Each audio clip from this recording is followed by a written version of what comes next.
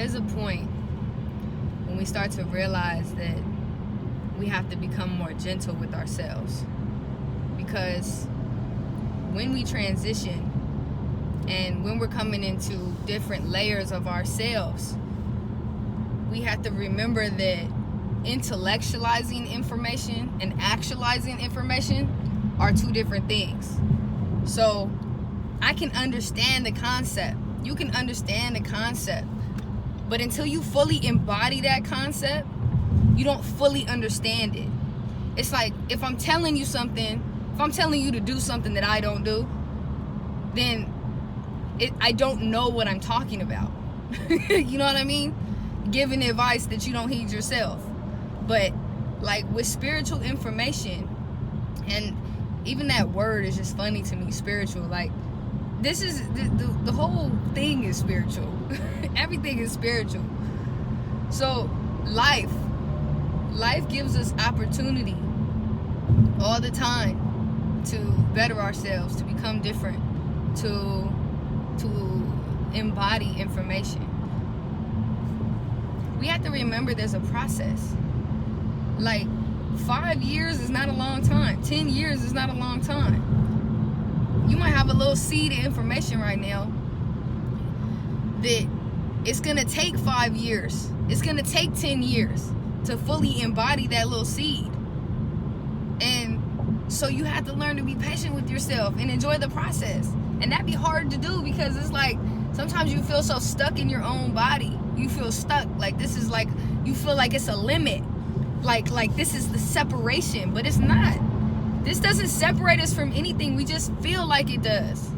We just feel stuck in it. And sometimes it's like we become so selfish in our pain, you know, because we're internalizing everything. But you gotta sit in there. It's like being in the dark. Like when the lights go off, you're not gonna be running around looking for a light switch. You're gonna hit your head. Sit down and wait till your eyes adjust so you can see. You know, being able to see in the dark is a skill. and it takes patience and it takes courage, and in order to do it, we have to start being aware of our thoughts. We have to adjust our thoughts throughout the day. I was watching this speaker and he was talking about how when pilots are flying planes, they're off course 95% of the time, but yet they get to where they're going. And why do you ask? How do they get to where they're going if they're 95% off all the time? Because every time they go off course, they correct their path. Correct. And that's life. It's like you're gonna mess up. Which nothing is a mess up, but you're gonna make mistakes. You're gonna go off track. You're gonna lose your discipline. But what discipline is being able to get back on track. And it's like, oh.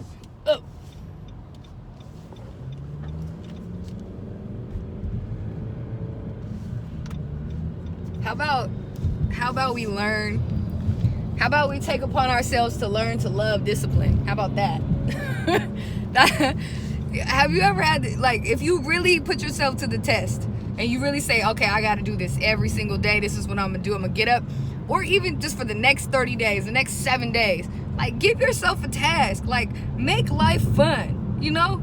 Like, challenge yourself.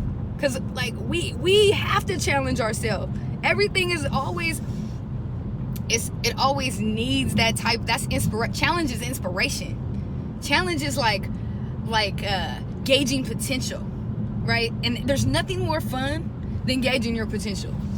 Because when you find out you can do some stuff, if you've held yourself accountable and then you showed up for yourself, that's amazing. Now, who's my best friend? Ha! You my best friend. Look, we just gotta be our own best friends. Your body is your best friend.